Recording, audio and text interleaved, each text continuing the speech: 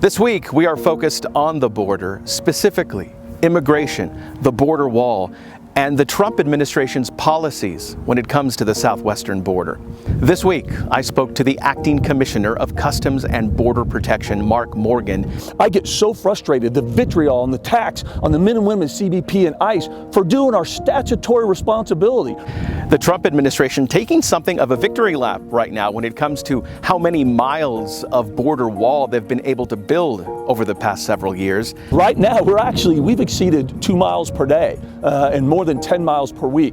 Morgan will break down some of those numbers, and we will talk specifics when it comes to some of the controversial policies that have been put in place when it comes to asylum seekers and when it comes to immigration in general.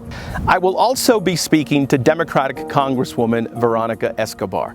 The El Paso lawmaker says there is nothing to celebrate about what the Trump administration has done along our border. Even from a fiscal perspective, it is, as I mentioned, egregious waste. Also, in the next 30 minutes, I talked to Acting Secretary of Homeland Security Chad Wolf about the specifics of the policies at our border that some say are illegal. When we're in a public health emergency, and we are still in a public health emergency, that trumps most things that we talk about.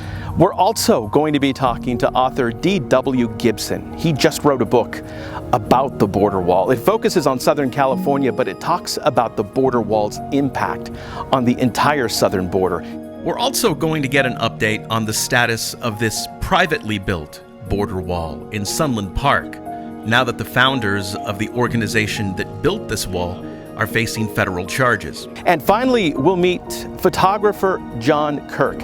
He is something of an activist who is protesting the construction of the border wall through photography.